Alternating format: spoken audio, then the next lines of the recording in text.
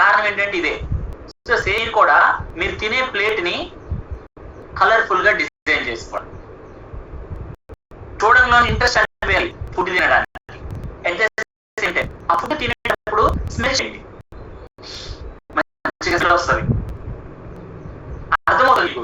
ఎప్పుడైతే స్మెల్ చేస్తుంటారో కొన్ని enzymes release అవుతాయి. అలా ఎప్పుడైతే మీరు కలర్ఫుల్ గా డెకరేట్ చేసుకొని ఆ ఫుడ్ ని మీ నోట్లో పెట్టి తినడం, నమలటం మొదలు పెట్టారో అక్కడ నుంచి మీకు సెలైవా రిలీజ్ అవడం మొదలు పెట్టింది. లాలాజలం రిలీజ్ అవుతూ ఉంటుంది. ఆ లాలాజలం వల్ల మన డైజెషన్ హెల్దీగా అవడానికి చాలా బాగా సపోర్ట్ అయింది. అన్ఫార్చునేట్లీ అలా తినకపోవడం వల్ల ఇంకొక ఛాలెంజ్ ఏమైందంటే చాలా మంది ఎక్కువసేపు నమలరు, సెలైవా రిలీజ్ అవ్వదు, గొంతు పట్టుకుంటూ ఉంటది. ఊరికే గొంతు పట్టుకుంటూ ఉంటది. ముద్దకి కుక్క తాగుతూ ఉంటారు. ఒక ముద్ద నోట్లో పెడతారు, గ్లాసు వాటర్ బాటిల్ లేపుతూ ఉంటారు. కారణం కూడా ఇదే. మీ ఫుడ్ మీద శ్రద్ధ పెట్టకుండా తినడం వల్ల, సెలైవా రిలీజ్ అవ్వకపోవడం వల్ల, ఎక్కువసేపు నమలపోవడం వల్ల. Is it clear? దీన్ని సరి చేసుకోవాలి, ఫస్ట్ పాయింట్. ఓకేనా? సో రెండో పాయింట్ వచ్చేసి తినేటప్పుడు వాటర్ కన్జంప్షన్ అనేది ఎక్కువ చేయకూడదు. వాటర్ కన్జంప్షన్ చేసినా సరే మనకి ఏమవుతుందంటే డైజెషన్ ప్రాబ్లం వస్తుంది. మన H2O రిలీజ్ అయిన యాసిడ్స్ ఏవైతే ఉన్నాయో అవి కూల్ అయిపోతాయి వాటర్ యాడ్ అవ్వడంలోనే. అది కూల్ అయినప్పుడు అది పవర్ఫుల్ గా పనిచేయదు, హెల్దీగా డైజెషన్ అవ్వదు. సో బెటర్ ఆప్షన్ తినేటప్పుడు వాటర్ కన్జంప్షన్ తీసేయండి. బెటర్. ఎప్పుడు తిన్న లాస్ట్ లో ఒక కుక్క 2 కుక్కలు తాగండి, అంతే. లేదా బాగా తినేటప్పుడు హరిబరిగా పొరపాటున గొంతు పట్టుకుంది, అప్పుడు తాగండి. ఓకేనా? మాక్సిమం నమిలి తింటే మీకు గొంతు పట్టుకోదు, వాటర్ కన్జంప్షన్ తో పని లేదు. అండ్ భోజనం చేయబోయే ఒక అరగంట ముందు వాటర్ తీసుకోవడం ఆపేయండి. భోజనం తీసుకున్న 1/2 అవర్ తర్వాత వాటర్ తీసుకోవడం స్టార్ట్ చేయండి. భోజనం తీసుకోబోయే ఒక అరగంట ముందు వాటర్ ఆపేసేయండి, ఇంక తీసుకోమాకండి. చాలా మంది భోజనానికి వెళ్లే ముందే ఆడ భోజనం ప్లేట్ పెట్టగానే ఒక గ్లాస్ ముందు లోపల వేసేస్తారు. అలా చేయమాకండి. ఓకేనా?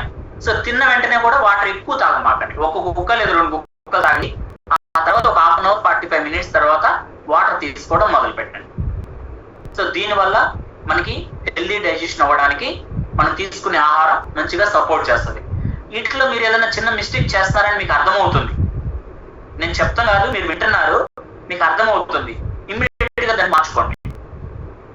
మార్చుకుంటే రిజల్ట్ వస్తుంది, వింటే నాలెడ్జ్ వస్తుంది. మనకు రిజల్ట్ కావాలా, నాలెడ్జ్ కావాలా? Clear? So second point. And next one వచ్చేసి ఈ తీసుకున్న ఆహారం మనకి ఏమవుతుందంటే లోపలికి వెళ్ళిన తర్వాత డైజెషన్ సిస్టమ్ లో పద్ధతిగా మనం ఎట్లయితే పాతకాలంలో ఒక కుండలో పిరిగేసి కవ్వం పెట్టి చిలుగుతాం కదా, పాతకాలంలో గుర్తుంటుంది చాలా 1980s బ్యాచ్ కి 1990 బ్యాచ్ గుర్తుంటది. ఆ తర్వాత తెలియదులే. కవ్వం వేసి చిలుగుతూ ఉంటాం, పెన్ను వచ్చిన దాకా చిలుగుతాం. గట్లాగా మనం తీసుకున్న ఆహారం కూడా చక్కగా లోపలికి వెళ్ళిన తర్వాత చక్కగా చిలకబడుతుంది. ఓకేనా? ఎప్పుడైతే తింటుంటామో తెలియకుండా మన బ్రెయిన్ కొన్ని ఎంజైమ్స్ రిలీజ్ చేస్తుంది. ఆ తర్వాత మన డైజెషన్ సిస్టమ్ లో ఏదైతే హైడ్రోక్లోరిక్ యాసిడ్ ఉందో అది కూడా యాడ్ ఆన్ అవుతుంది. చక్కగా జ్యూస్ లాగా చిలకడం మొదలుపెట్టింది.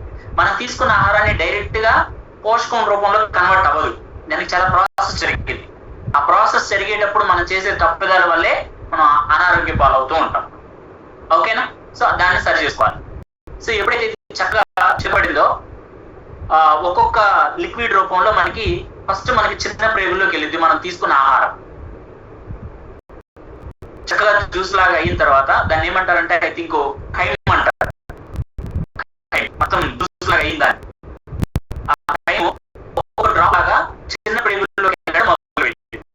చిన్న ప్రేగుల్లోకి వెళ్ళిన తర్వాత చిన్న ప్రేగుల్లో ఏదైతే మనకి విల్లే అనే పాట ఉంటుంది. చిన్న ప్రేగులో విల్లే విల్లే విల్లే అంటే మన ఇండస్ మాదిరిగా చుట్టూ చిన్న ప్రేగుల గోడల చుట్టూ విల్లే ఉంటుంది. ఈ విల్లే హెల్దీగా ఉందనుకోండి, మనం తీసుకున్న ఆహారంలో పోషకాలను అబ్జర్వ్ చేసుకోవడానికి సపోర్ట్ చేస్తుంది. ఇది లేదనుకోండి, తీసుకున్న పోషకాలు కొన్ని మోషన్ నుంచి బయట. అంతే.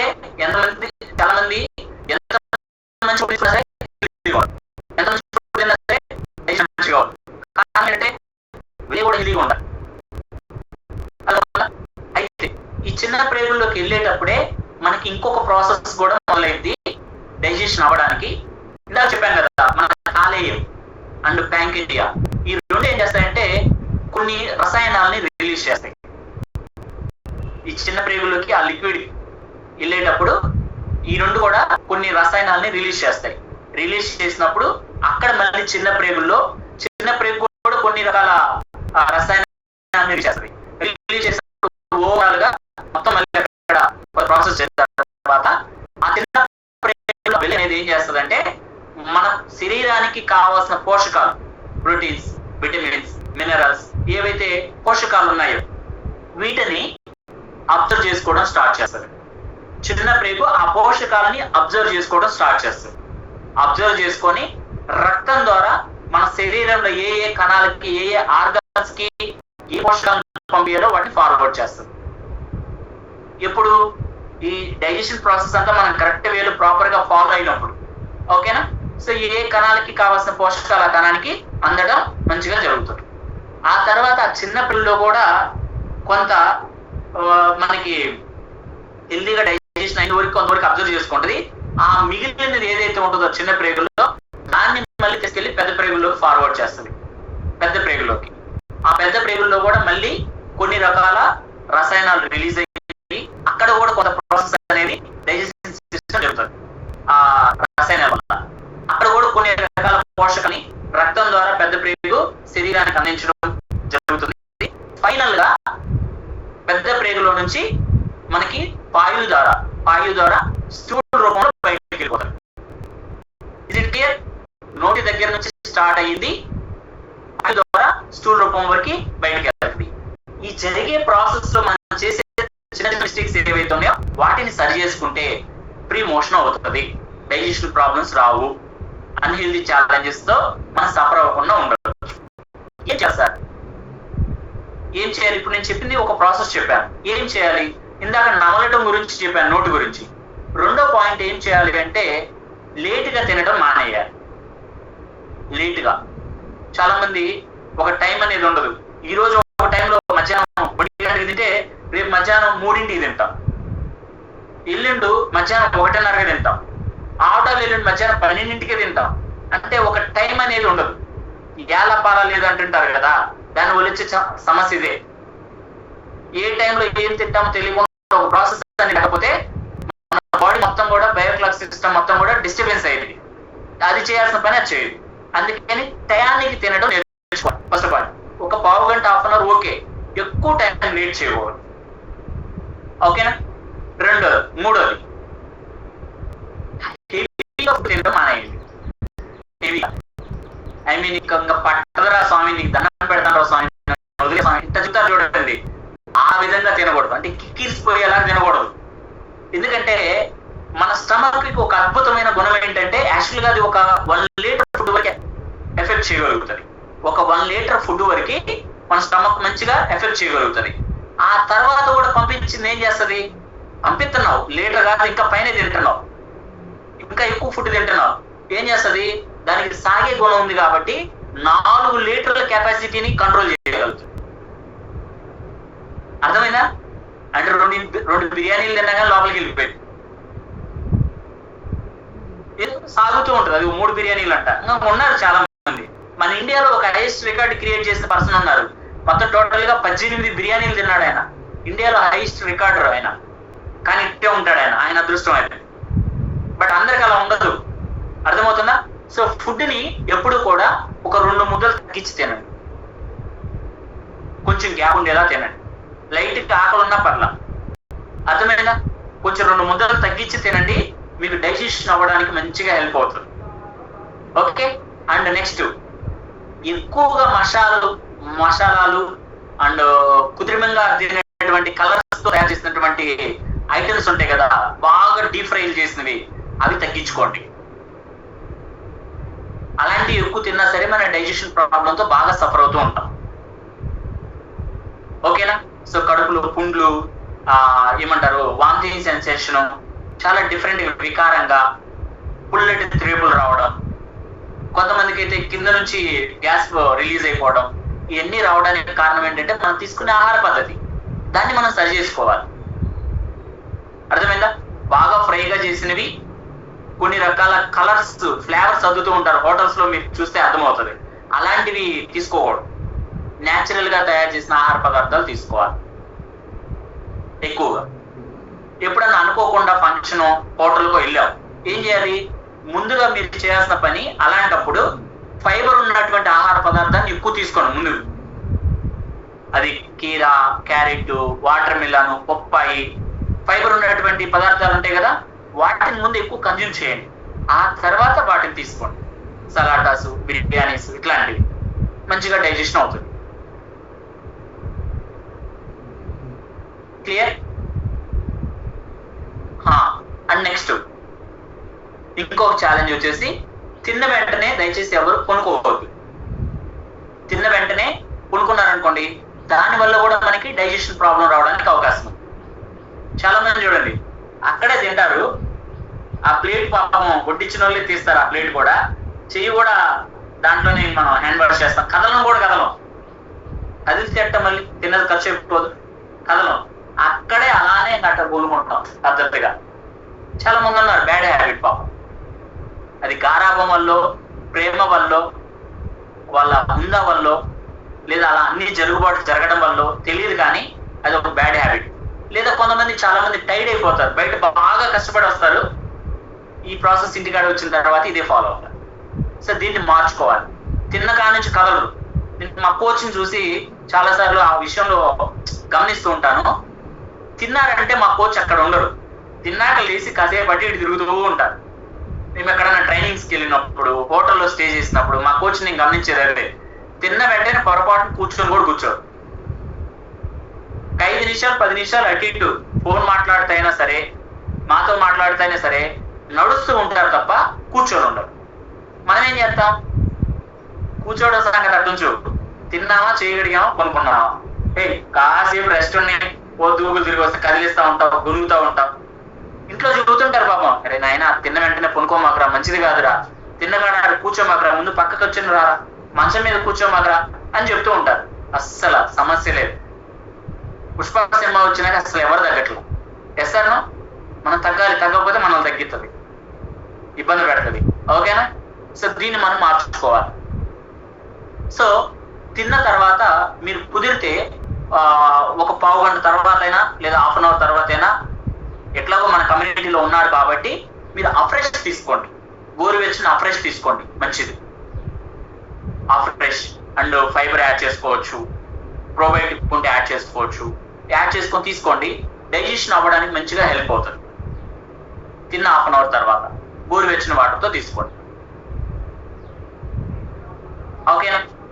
సో ఈ విధంగా ఎప్పుడైతే మనం చిన్న చిన్న మార్పులు చేసుకుంటామో 100% మన డైజెషన్ ట్రాక్ అనేది హెల్దీగా ఉండడానికి, తిన్నట్టు అంటే మనం ఏదైతే 5 ఫింగర్స్ తో మనం తింటున్నామో తిన్నట్టు బయటకు వెళ్ళిపోవడానికి సపోర్ట్ చేస్తుంది.